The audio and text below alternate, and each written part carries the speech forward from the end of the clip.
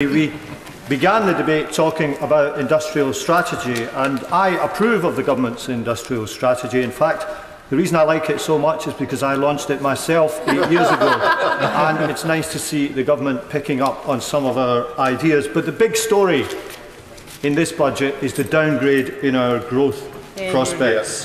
The biggest downgrade since the financial crisis, the biggest downgrade in the history of the OBR, described by the Resolution Foundation as the mother of all downgrades. The prediction is for an economy 2% smaller in a few years' time than was thought to be the case only last year, or in financial terms, £42 billion smaller.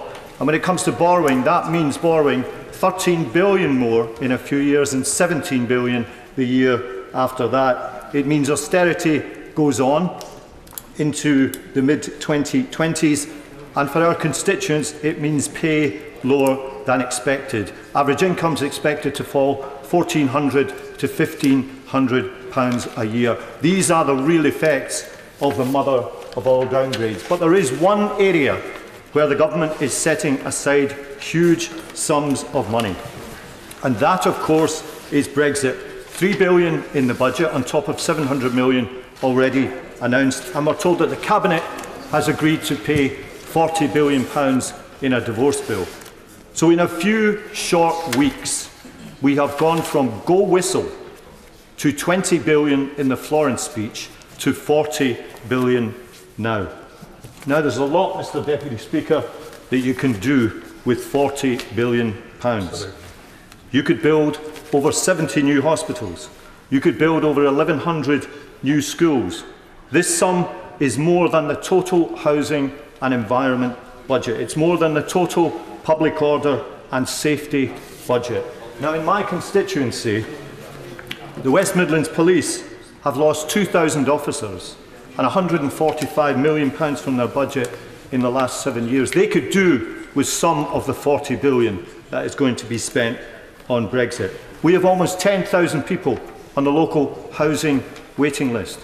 I see these people in my constituency surgery desperate for a home. They could do with some of the £40 billion set aside to pay for Brexit. The social mobility study out today describes the Midlands as a cold spot where social mobility suffers. Nursery schools in my constituency facing cuts. They could do with some of the £40 billion set aside for Brexit. Now, there might be an argument for some of this expenditure if it was going to buy us a better deal. But the government have said that they want to secure the exact same benefits for goods and services that we have now, not through staying in the single market and the customs union, but through leaving the single market and the customs union. Countries normally pay for access to the single market. We have chosen to pay to leave the single market. So the government isn't investing £40 billion on getting us a better deal than we currently enjoy. The government is prepared to spend £40 billion that could go to public services in our constituency for a worse deal than we currently enjoy. That was not an inevitable result of the referendum.